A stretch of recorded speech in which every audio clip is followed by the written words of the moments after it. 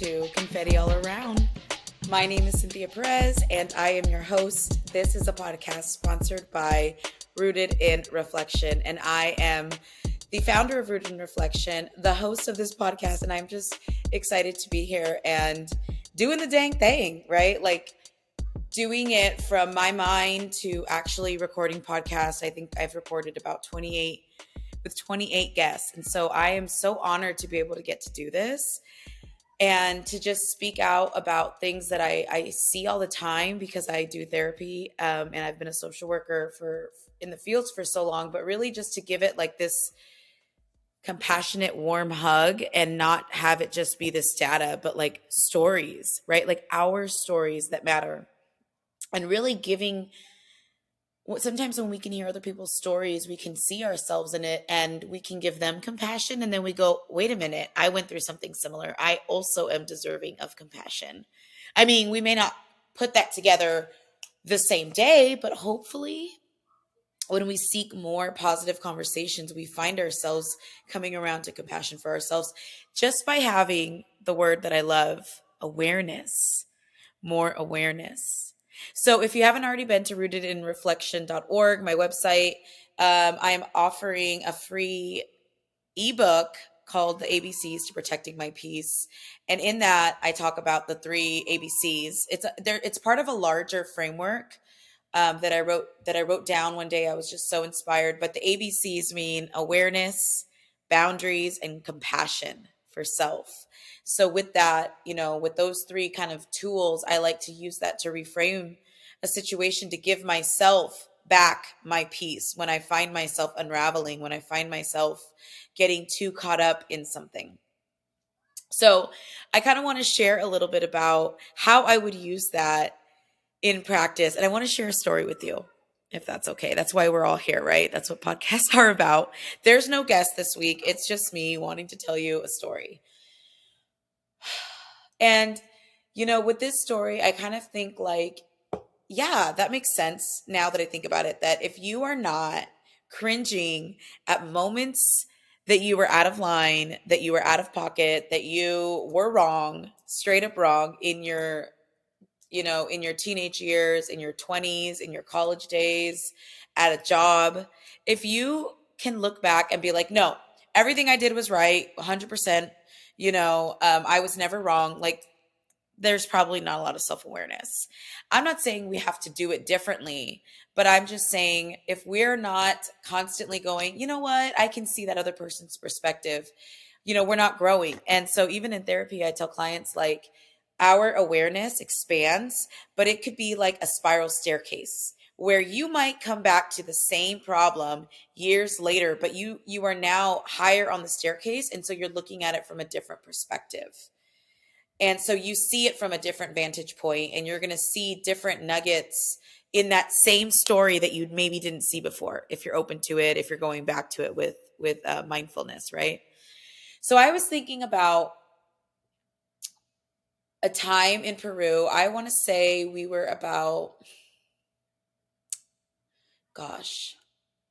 I want to say we were 24, maybe. My good friend Kelly was in the Peace Corps for about 3 years, and she was stationed in Cocachacra, Peru. And me and my good friend Jen, we were like, we're going to go see you, Kelly. We are ride or dies. We're going to go see you in Cocachacra. And we did. And we got to complete some of our like bucket list items. We went to Lake Titicaca. We went to Machu Picchu on the train. The train ride was amazing. Machu Picchu was just, stunning, everything it would be. We also stopped at another historical place, and that is where I believe I got altitude sickness. Now, I've never had altitude sickness, and it is a beast. It comes on like out of nowhere, and it just, you feel disoriented, have a headache, dizzy. And so this day we had just done too many things, too much traveling, too much just different altitudes and foods and climates and too much. And so at the end of the day, we go back to our hostels because as a college student, me and my friends love to travel in hostels. And I remember I was arguing with Jen, my friend, that we went to Peru. And honestly, I think we were just both tired and we didn't feel good. And we start arguing. And I just remember being really upset. And she was really upset. And she kind of said something like, "You think that you're calm, but you're not. You just because you're not yelling doesn't mean you're calm. I can tell, I can feel it." Right. And I was like, "How dare you?" Long story short, we get into this argument. Kelly cannot get us to not fight. And that evening, we go our own separate ways. We carry on with the trip and we get over it. We don't talk about it. But I swear to you, I don't think about this moment a lot. It's not like a big moment. That was still my best friend. We were in each other's weddings. It's not like this moment was this huge fight in Peru. In fact, I don't know why, but these last couple years, I've thought about that moment because what my friend Jen was offering me in that time, and she knew me so well, her and Kelly at that time knew me the best, was a lot of guidance to say, "You are showing up angry, and I can tell. And this is a part of you that you do, and you don't even realize it." And I was like, "How dare you?" And now I realize she was right. She was absolutely right. And I'm thinking about it now, like legit 15 years later. And the thing with this story is that it's okay too, right? Like there's no way that I would have been able to be at this awareness, this vantage point, 15 steps of this, spiral staircase of this moment in Peru if I hadn't gone through all these other things in my life and I hadn't invited self awareness and self kind of like an audit of myself. And so only in this year I have realized, oh, when I do polyvagal toning, it does work because I do realize how on edge my nervous system was, how reactive I was, how defensive I am, how defensive I can be.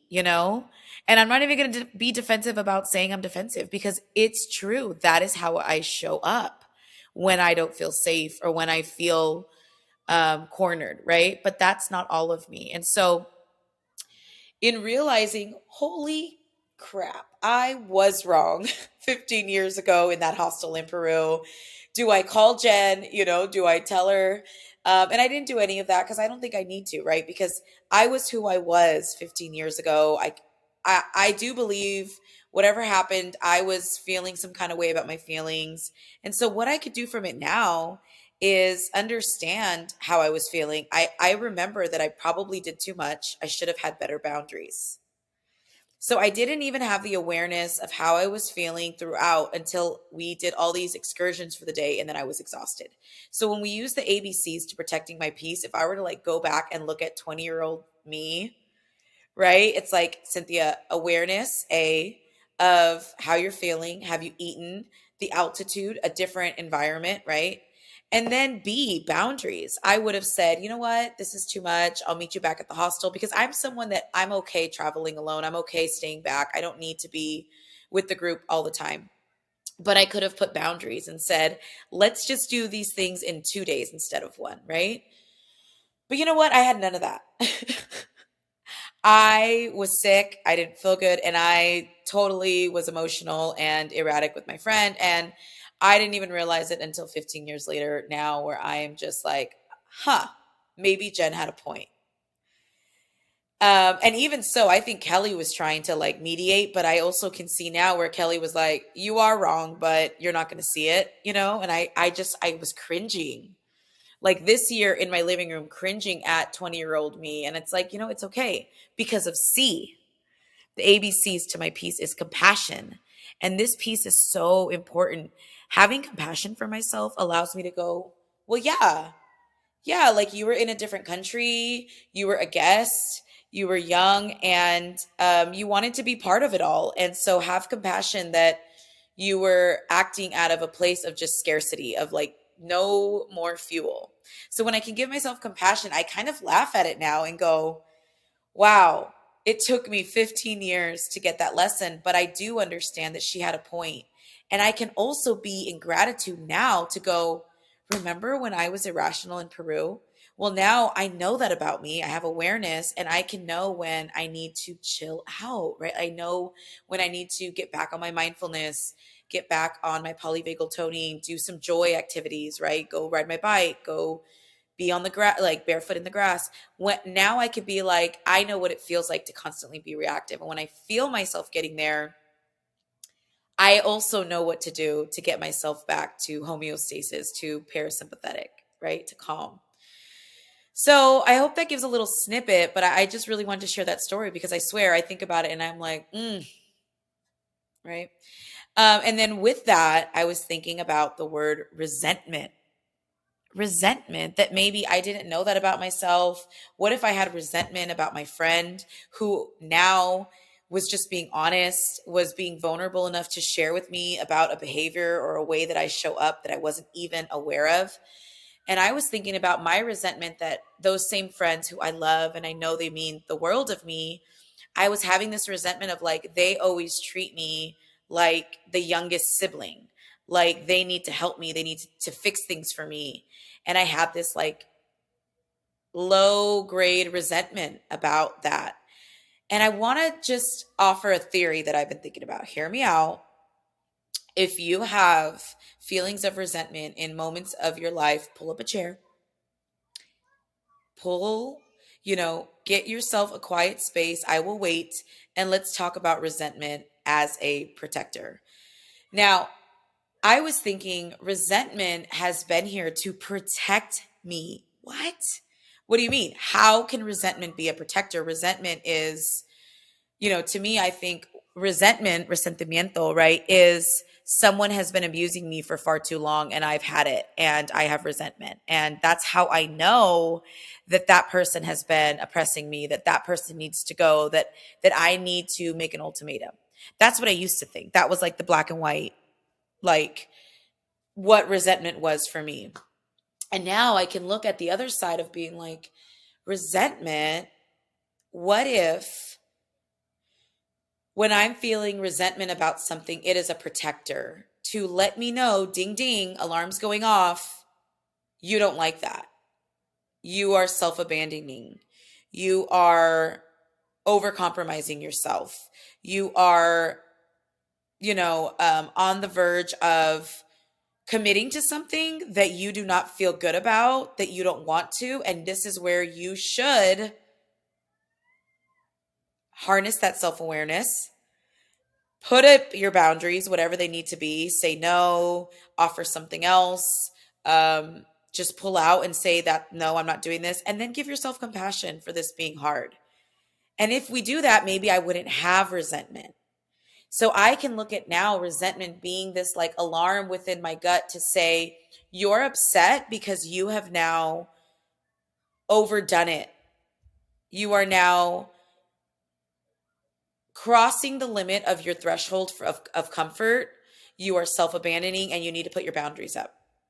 And so I'm not saying I should have resentment with myself or blame myself, but it's an invitation for me to go, hold on. Am I really resentful of my friend or my partner? And is this not fixable? Or can I just take this resentment and look at how it's protecting me against a bigger decision, or how it's protecting me to say, look how you show up in a lot of ways and you are resentful at ways that you do not protect your peace. Does that make sense? Whew. And I really don't like the feeling of resentment. To me, it means, oh my gosh, I have to have a confrontation. I have to have a discussion. Somebody else is going to get upset. And honestly, the people pleaser in me, oh my gosh, I would rather be resentful than you be upset or you be resentful. I remember, having many conversations with other friends who are moms, or even just friends, in relationships, and talking about like, what's worse, right? Being the one that has resentment or being the one that is resented. Ooh, I don't know. But resentment is not a good kind of protector to have at the forefront. I think it's an invitation to ask the protector what it needs to resolve itself or to soften or to trust. And so I want to share another story, a little un cuentito, to kind of show you how I can kind of see resentment as an invitation. And even if, look, this is not rooted in some theory that I read, this is honestly just me gaining self-awareness and what works for me. But This little moment that I was realizing about resentment was my husband, he's a DJ, so he comes home late sometimes, like 9.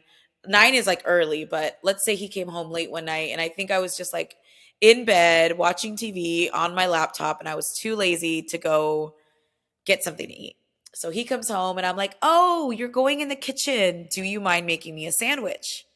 That would be great. Thank you. Don't forget the napkin, or, something to that effect, like just very casual. And, my husband, he normally would make me something or go get me something. He's the kind of person that'd be like, I'll just go get it. That's easier for me. I don't mind, even if it's late. And I'll be like, wow. So in this moment, calm, right? I learn a lot about boundaries from my husband. He's like, you know what? I'm tired. I'm not going to make you a sandwich, but I can grab you an Uncrustable from the freezer. I can bring you a snack. Let me know what I can bring you back, basically. And I just remember standing there looking at him. And I think because I've been doing a lot of this inner work, I wasn't pissed. Like, I think a year ago, I would have cried or been like, oh my gosh, I'm so willing to do everything for you. And in that moment, I looked at him. He was almost like glowing to me. It's almost like I finally saw him and what he's always been offering me to come on his little peace island of boundaries. And in that moment, what I saw was basically him going, I love you, and this is what I'm willing to do so that I can also respect my own comfort, but also honor an ask that you have. And in that moment, I thought, I love that my husband has boundaries. I'm so lucky that my partner is somebody who has good boundaries because I can learn from them. I can learn about holding boundaries from them. Now, mind you, that is a huge realization that I had because I promise you, we've had 100 arguments where I took things so personal from his boundaries, and I would have been like, I do all the things. I would have done it. And what I realized in that moment, when I saw the beauty in my husband, when I saw what he offers me as an invitation to have a boundary, was, oh, so if you offer a boundary, that means I too get to have boundaries. And it's okay if I then have a boundary. And it's fine. Like, look what you did. You said it. I'm fine. Everything was fine. Huh. I wonder how this would work. So since that, I was like, yeah, okay, I pick up what you're putting down. And I started just being like, no, I can't do that. Or, hey, I'm going to go have breakfast by myself because I want to watch my favorite show on my phone at the park, right? Like, I started kind of just like dipping my toe into boundaries with this safe person, my husband. Like, he modeled for me, and I realize now he always has. I just wasn't really receiving it like that. But he modeled to me what boundaries are in these little ways of like, this is what I'm willing to do and this is what I'm not willing to do. So I saw myself dipping my toes into boundaries, like, and I saw him honoring it.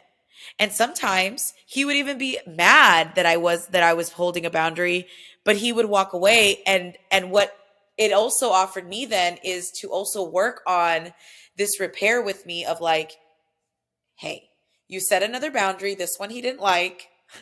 And I could think of the one that it was when I told him, like, please don't put that painting there.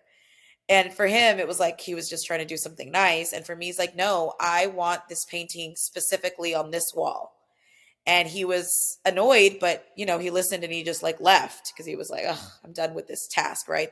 That I was trying to do a favor. And in that moment, that was another invitation for people pleasing me to go, whew, you said what you wanted. I know it was hard. Compassion, right? Compassion for self. But he'll be fine. He's allowed to get annoyed. You're fine. What were you doing again, Cynthia? Go do that thing. Now, if you are like my husband and boundaries is easy for you and that's been your pocket, well, like, congratulations. And I really love your vibes and I hope to learn more. But if you're like me and like these boundaries and holding them and being aware of like what you want and what you need, if this is new for you, like me, like,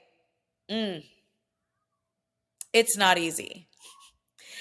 One thing I can say as a tip is like these moments of self-awareness, when I used to meet self-awareness with defense like being defensive, which was more than often, I couldn't see the self-awareness as a mirror and an invitation.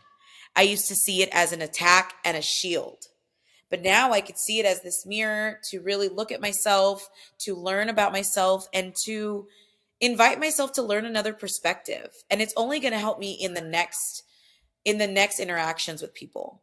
So all of these little things I'm learning about myself, I gather them all up, and slowly every day I'm really like showing up in the way that I want to, because I have the self-awareness, instead of just being on autopilot, instead of just, letting my nervous system rule me in a sympathetic state.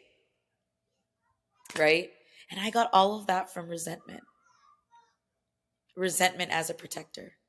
So I just wanted to talk a little bit about resentment and how we can really just use these feelings that feel so uncomfortable in us. If we can just tolerate, like, listen, this is an uncomfortable feeling. I'm going to give myself 24 hours, 48 hours, 3 days. And if I'm still feeling like this, then there's something in me that needs to be held in a tender way. And then if we're still feeling like it, I wonder what perspectives we can gain by just observing ourselves, or by giving boundaries, how we can come to love those parts of ourselves, because they're giving us an alarm. They're showing up, even if they show up with ugliness or with bitterness, like resentment. They're showing up to tell us, alert, it is time for you to fill your own cup. It is time for you to speak for yourself. It is time for you to detach from any expectations, because you are building resentment with somebody that you love, and that is not your intention, and that is not the relationship they want with you, because this is a relationship that you love, remember? So I choose to look, well, I hope, right? Don't hold me to this. I'm human, but to look at resentment as a protector and as an alarm that is ringing when I'm feeling resentment. Okay, let me pull back. Let me have a conversation with myself or with my friend, and let me honor the feelings that I'm having, and show up for myself first in a way that feels good.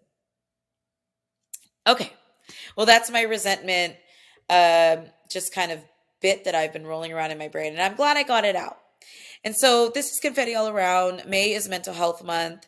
I am so ready to be speaking in more spaces about these everyday kind of protectors and nuggets. I also have some curated keynotes that I'd love to present, and I'm here.